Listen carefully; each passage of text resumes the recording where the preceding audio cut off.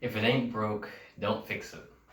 This is a common saying here in the South, along with there's nothing that duct tape can't fix. If you're like me, you wait as long as possible before you replace something that's broken or outdated. You think that they're perfectly good items.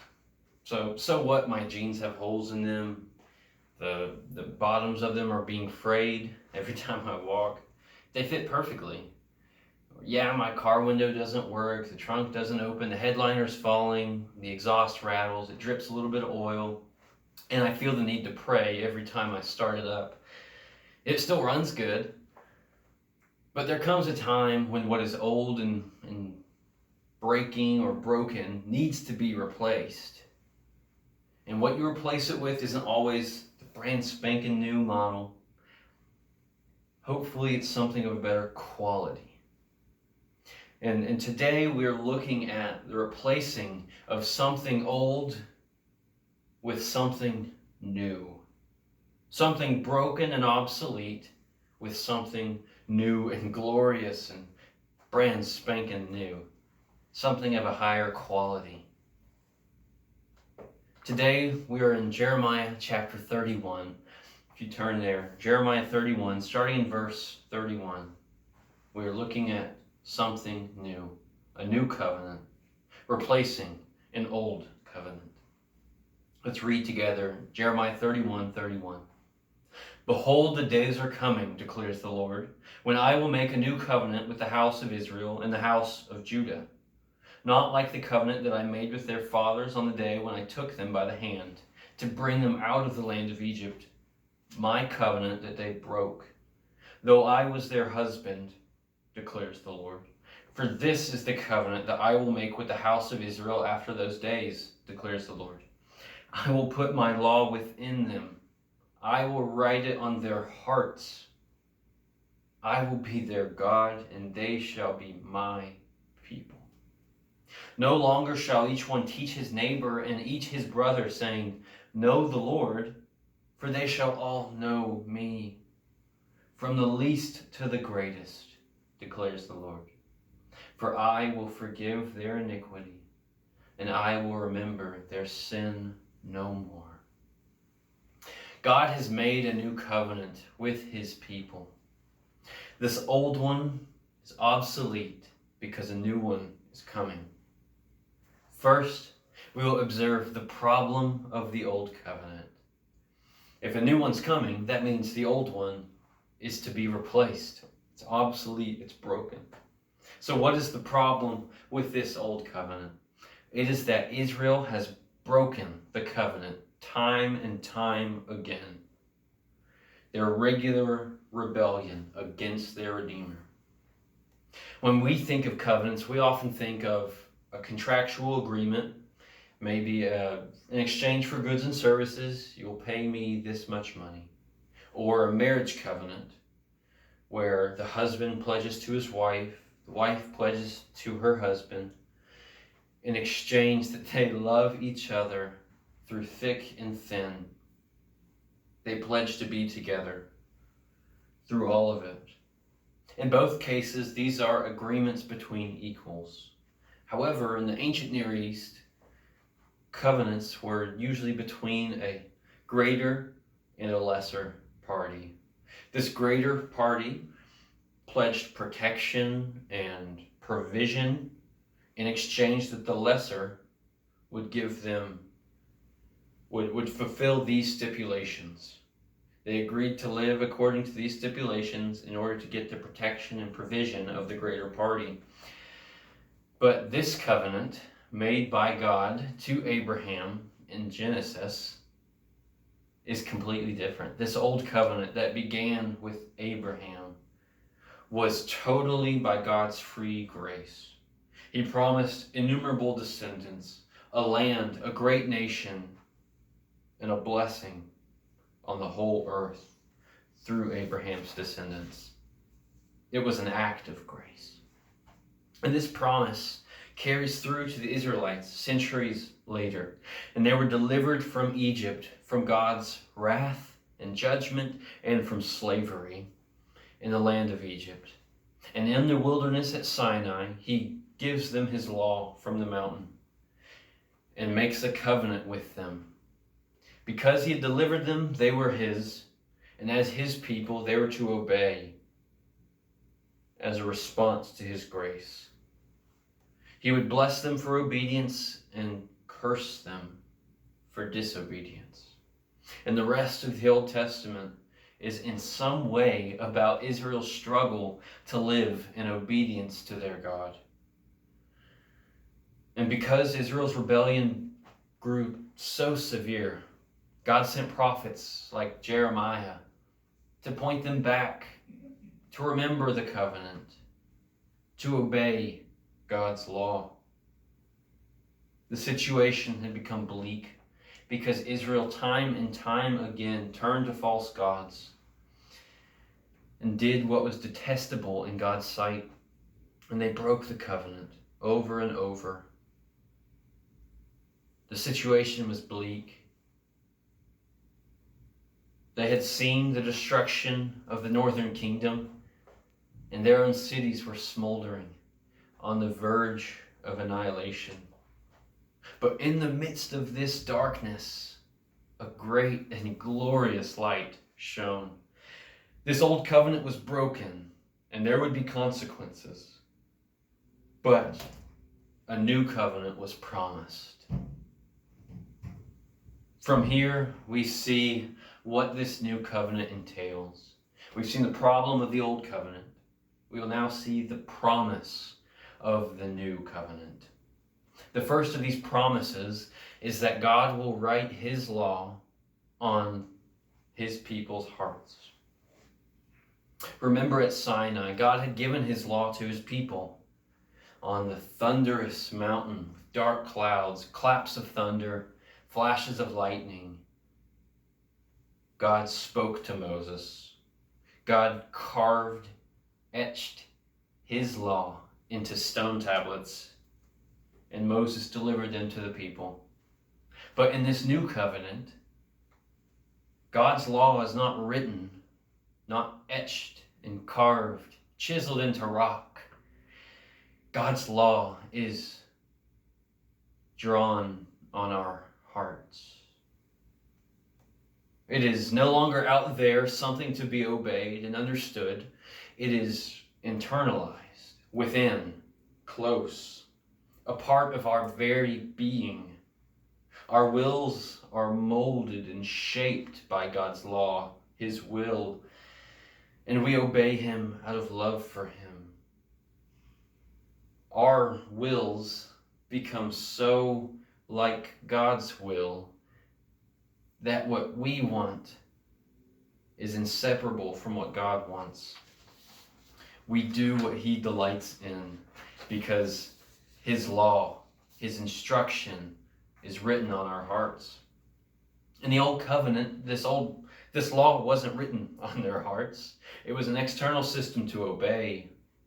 And the reason this old covenant was broken time and time again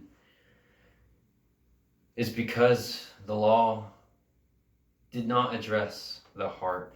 Or as someone once said, the heart of the problem was the heart of the people.